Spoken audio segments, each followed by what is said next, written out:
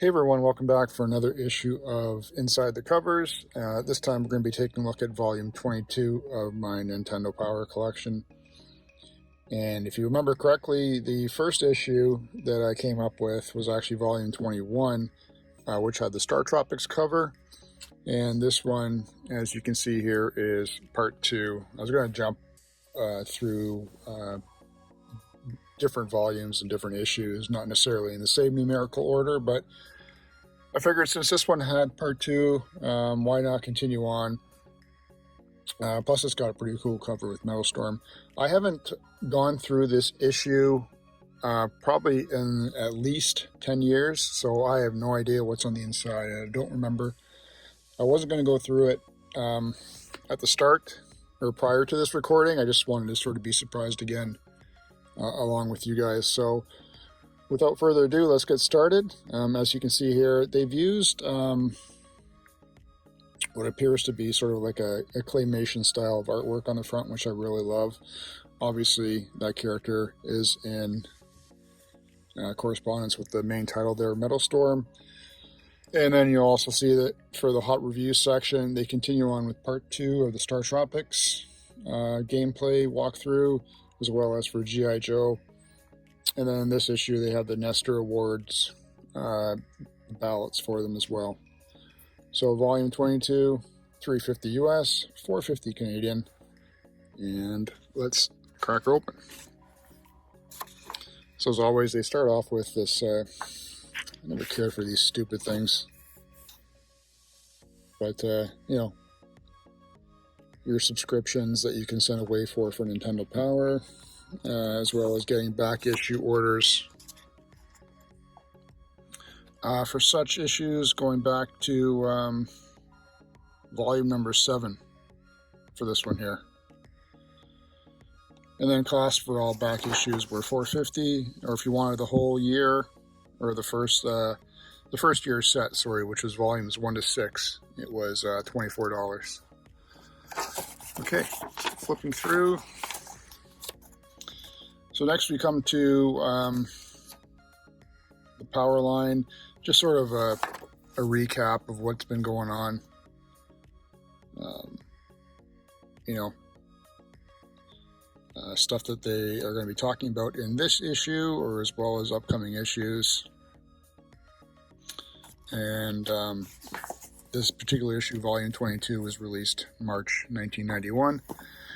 The table of contents features are Metal Storm, as well as Startropics, Hudson's Ventura Island 2, G.I. Joe, and then Princess Tomato. And then they have their special sections looking at Inside the Nes, how does it work, becoming an expert by reading the revealing reports, tips from the pros, video updates, which include Now Playing, Pack Watch, your Game Boy section, which is a normal feature, as well as players forums, top 30 scores, celebrity profiles, all that nonsense.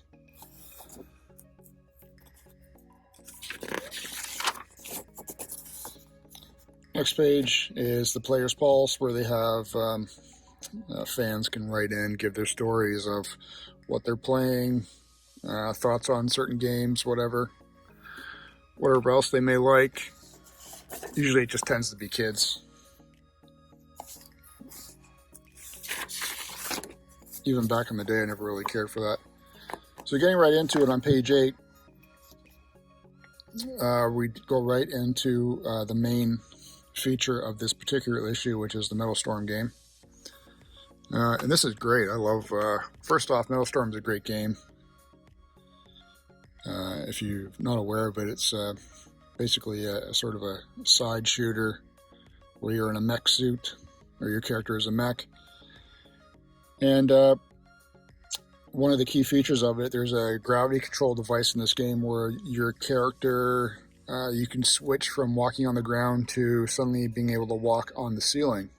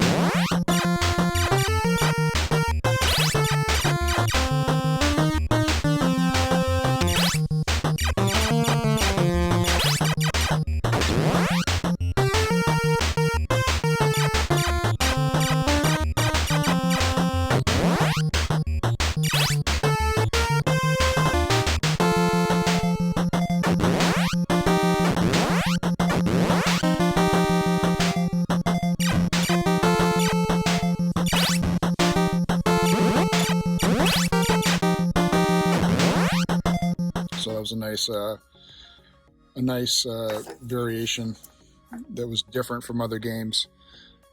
You can see up here though the rating system for it. Out of 5, it didn't do very well. I think it's definitely increased in popularity as time has gone on.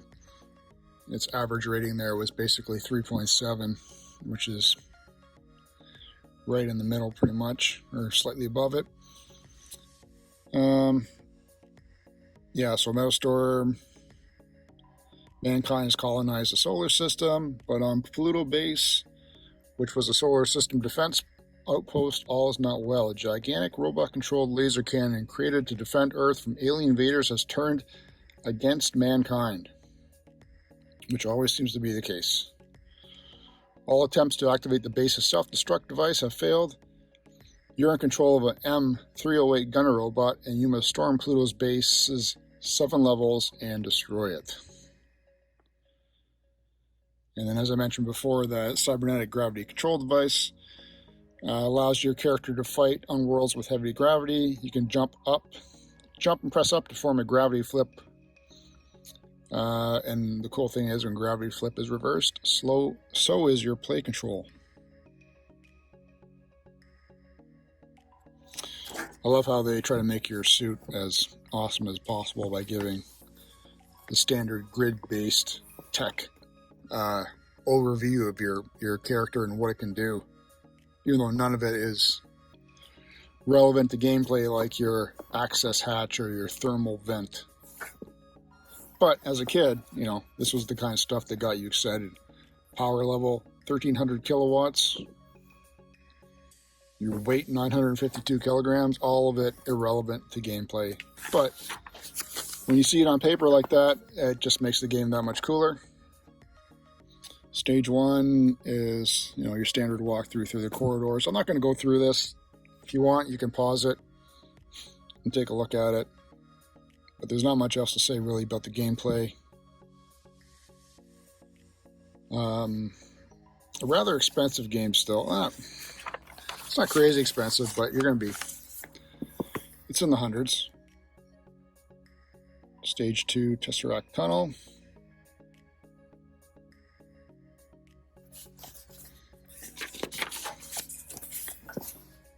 The Gravitrain Access Corridor.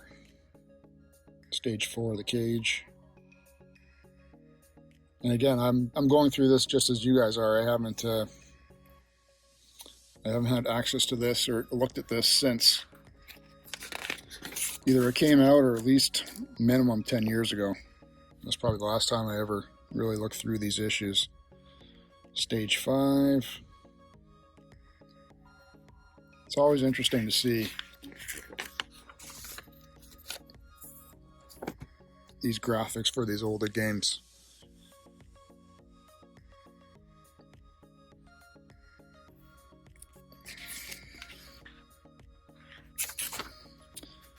And then your Howard and Nes comic, which I don't really care about. But I guess they just wanted to... Comics were big at that time as well, right? So they wanted to have their own special thing, and maybe... I don't know if there was a Howard and Nestor actual comic release outside of these Nintendo Power magazines. So here we have part 2 of the Startropics game that they talked about in the previous issue.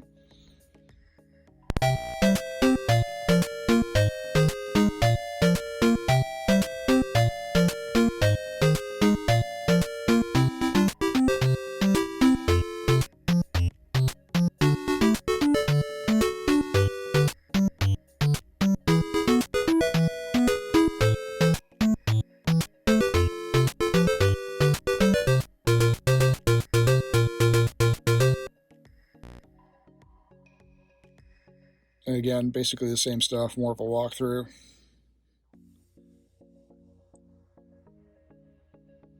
The trail to find Dr. J continues through a chain of mysterious islands. This is definitely a great game if you haven't had a chance to play it yet. Very reminiscent of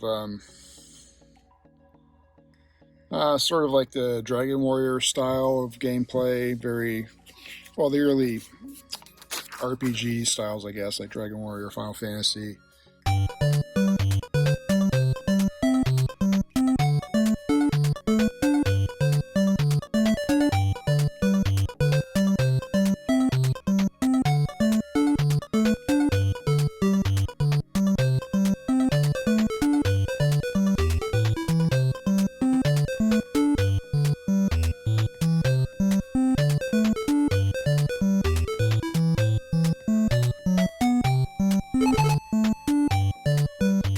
Blockish, moving one square.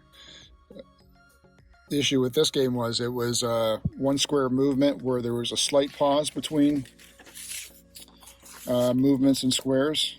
Like, for example, if you were inside a dungeon or whatever, your movement would be like up, and then there would be a slight pause, and then you could decide to continue going up or move left or right.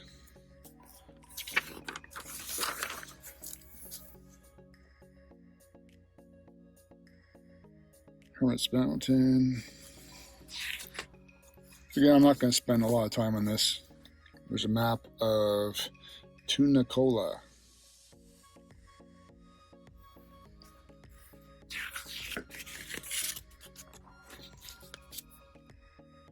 Pretty detailed walkthrough. Back then there wasn't much in terms of, there wasn't the internet to really go through and find stuff on this like we have now. So aside from calling like a Nintendo hotline or something like that, a lot of us waited on these magazines just to help us get through certain parts, or, help find stuff that we necessarily would have missed. And God knows we missed a lot with these gameplays. Especially hidden tricks.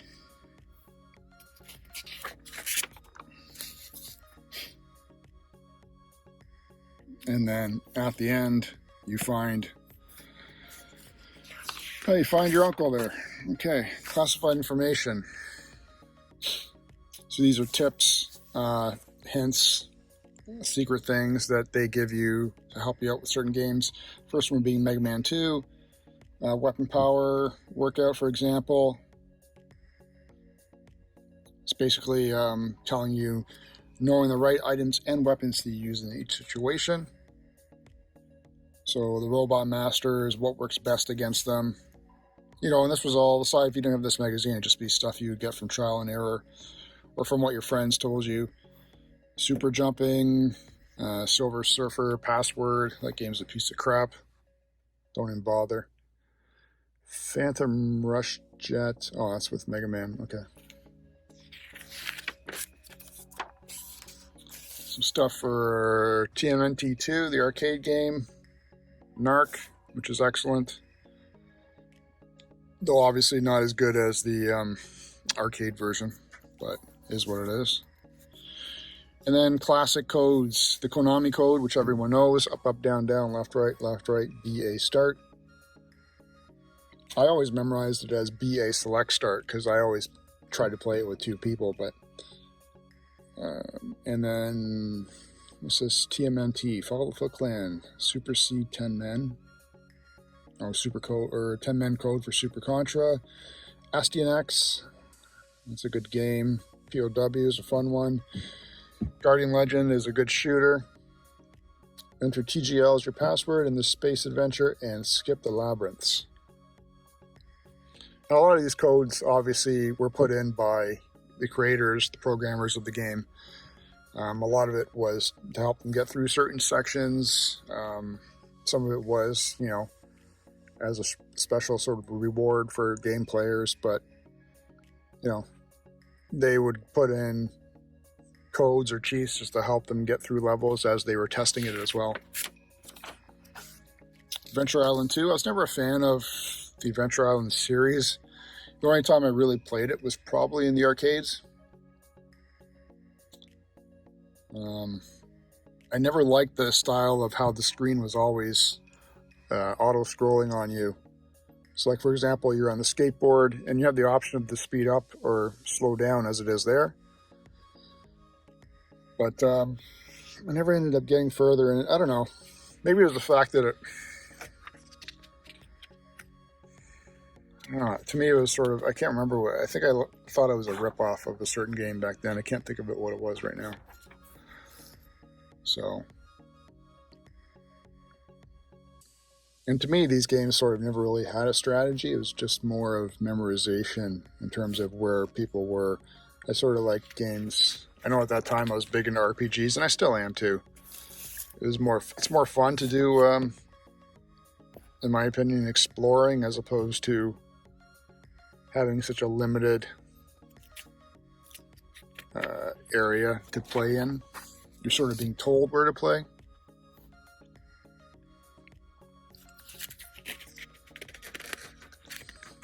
Oh, what's this? All right, we got a map picture here.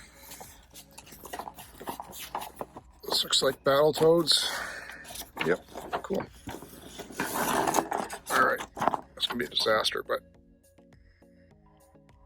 there's the Battletoads. I don't know. That game's, it's either you like it or you hate it. And I'm referring to Battletoads. I'm not, to me it's right in the middle. Special feature Game Boy section, Operation C. If you like the action and gaming of Super C, you're going to love Operation C for Game Boy. Yeah, I bet I'll like it a lot more. Boy and his Blob. I never had a Game Boy growing up. I certainly have a number of the games now and probably appreciate them more now than anything. There's Operation C. I don't know. For me, I'd rather play it on a bigger screen, bigger TV, as opposed to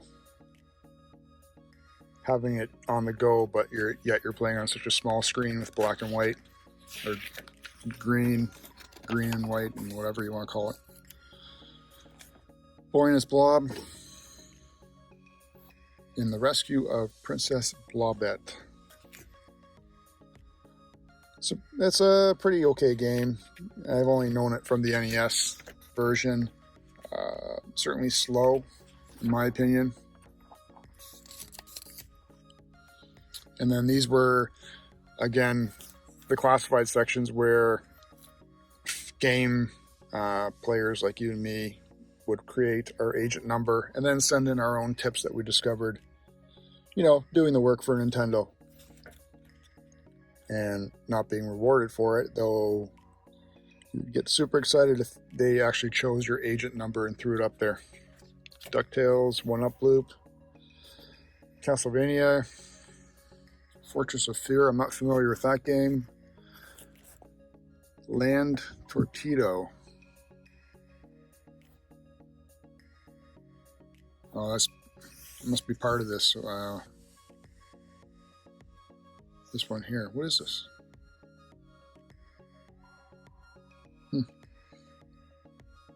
I've never seen that game either.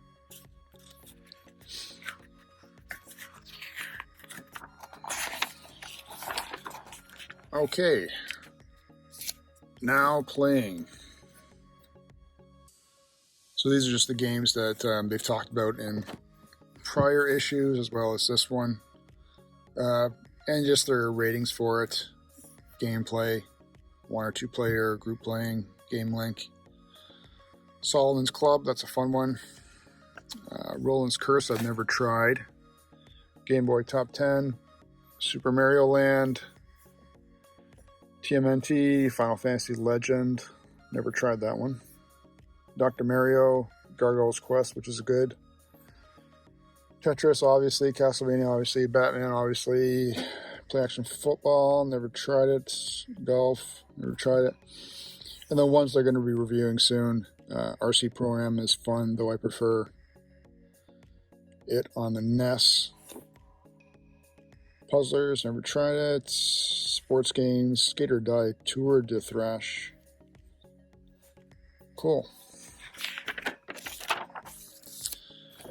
An inside story of the NES. So in this particular issue, they decided to take apart an NES system and show you the hardware technical aspects of it.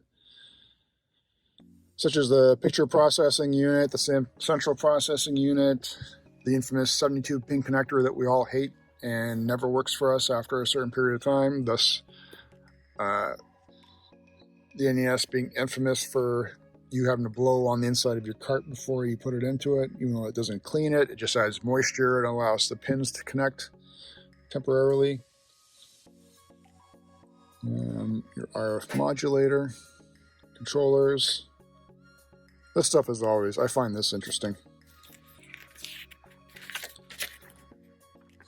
Of course, by then, this being what, issue 22, I'm sure everybody was taking apart the NES and figuring stuff out for it by then. The NES at Play, the Game Boy.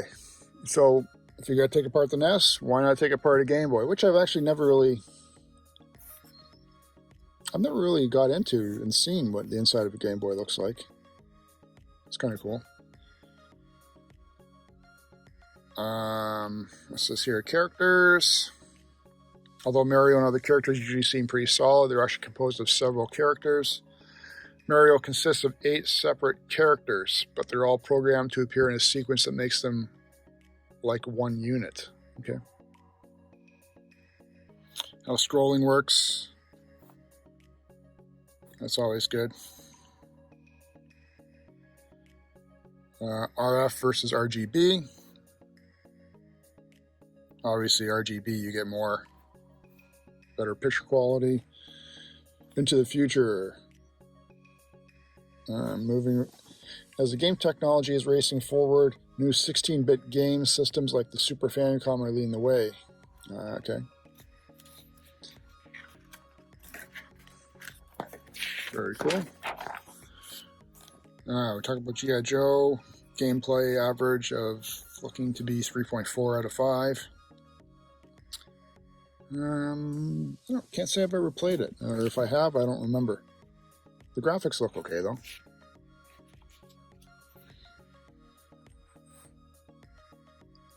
For each mission, you'll control a team of 3 tough commandos. There's Duke, Rock and Roll, Captain Gridiron, Blizzard, and Snake Eyes, which was always everybody's favorite. I think Snake Eyes was actually the only...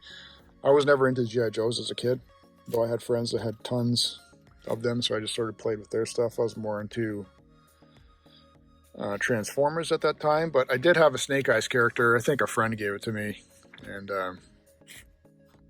I always thought he was cool because you can never see his face, right?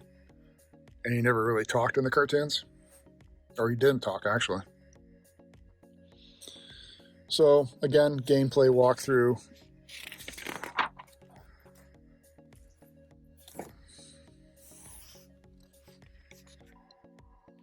I can't say much about this game since I've never tried it, or don't believe I have, so appears to be I don't know, appears to have like sort of like a Metroid style of a nice open area where you can, looks like you can take any sort of direction that you want.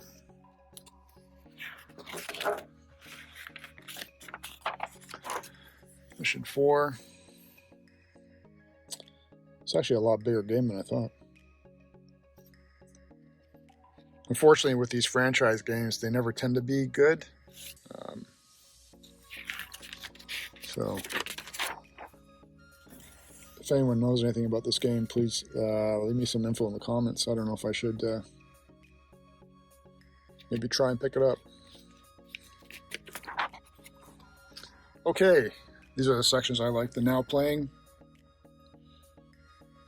So here's a glance at a few recent releases that didn't receive feature coverages, although they should appeal to fans of their particular genres. Bandit Kings of Ancient China. I've never tried that one, but I probably would like it since I'm a fan of the Nobunaga games. Most Koei, I don't know if Koei made this, doesn't say, but I like Koei games. Times of Lore, I don't know what that one is. Indiana Jones and the Last Crusade, I can only imagine there's a Taito game. I'm betting it's probably horrible. Did they give a rating for it? Indiana Jones and the Last Crusade, Taito, 1 player. Looks like an average of roughly about 3 out of 5. What's this? War on Wheels. Looks like to be a roller derby game, so that's probably shit. Kicks or Quicks. That's an okay one. Wrestling. All the wrestling games on the NES were fun. And then, so these were the latest releases around this time. Metal Storm. Irem is a really good game company, so anytime you see an Irem game, it's usually going to be really good. Taxan made the G.I. Joe. Though I'm usually, when I think of Taxan, I usually think of shooters. Hudson Soft. Yeah, here it was. Bandit Kings is a Koei game. All right. 5 players alternating max, as well as it's a battery game. It's a role-playing. What's another role-playing game here? Crappy score, and that would have been Times of Lore. I don't know. I know I don't have Times of Lore. I know I don't have. I think the only one I have on these 2 pages is the WrestleMania one, but I wouldn't mind picking up Bandit Kings now that I've been reminded of it. And then finally, the NES Achievers, where people send in their high scores. Usually it's done by as you mentioned here, how do you send in your high score to us? Well, take a picture. Turn out the lights. Use a 35mm camera without a flash. And send us the proof of your high score. Now, unfortunately, a lot of these tend to be, the main ones anyway, tend to be the standard games. You know, like Mario 3 and Tetris and it's either, what's this? Pinbot. 31 million. A lot of it just tend to be, were we able to finish the game? Any good games here that stand out? Well, obviously Crystallis is a must-have for an NES collection. Castlevania 3 is good. Captain Skyhawk is hit or miss, depending on your style of gameplay. It's a shooter. Bomberman you should have. Holy. What is that, 1 billion?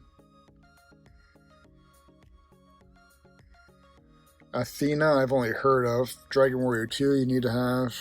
Dino Wars, I know I rented it back in the day. Double Dragon 2, you should have. DuckTales, yes. Dragon Spirit. I bought that as a kid, and I was so disappointed when I got it. Just because I think I bought it based on the artwork, like a lot of people do for certain games. And I just thought it was going to be more than just a... That's a top-down scroller shooter. Final Fantasy, you have to have... Oh, what's Image Fight? I know Image... I don't know what that game is. The Mafat Conspiracy, I've heard of. Narc is okay. Rescue Rangers, you should have. Snake's Revenge, you should have. Mario 3, yes. You should have. If you like fantasy games, you should have that, I guess. Follow Folk Clan on Game Boy is good. Tetris is good. Total Recall is garbage. This person's an idiot. Hear that, Lance Barton? Princess Tomato and the Salad Kingdom.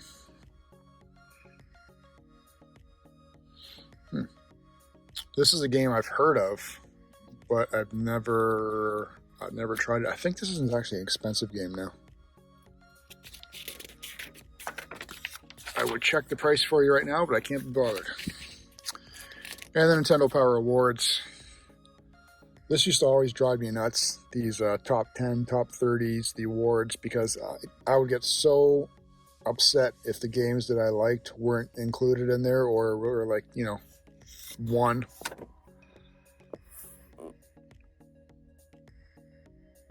Like, for example, Mario 3 has always been my favorite NES game.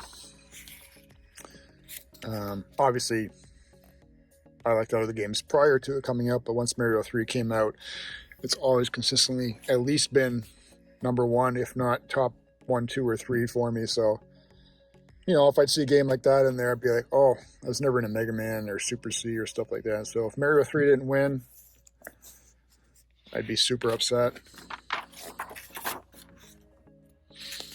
More nominees for Best Hero, Best Bad Guy in a Game.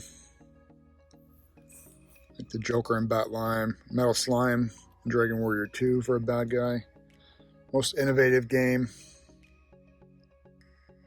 Multiplayer Shootout, Best Overall Game.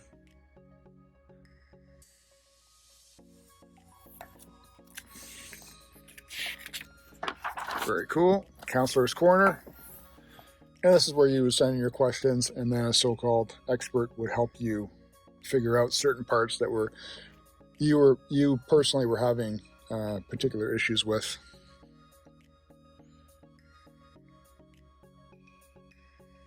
Maniac Mansion. Good game. I'm pretty sure that was a PC game before it came to the NES. So I know I've played it and liked it. Dragon Warrior 2. These were always pain in the asses for these Dragon Warrior games, like especially when you had to go on certain missions to find like crests or sun moons, keys or whatever. I always had issues with that. Maniac Mansion. And then I would have been happy for this issue because Mario 3 was in top place for 13 months. Final Fantasy, Crystallis. You know, if you're ever looking for what NES games you should have in your collection, I'd just recommend, honestly, grabbing some Nintendo Powers and taking a look at their top 30s. For the most part, these are all, from what I can quickly scan right now and see, 30 games you should have in your NES collection.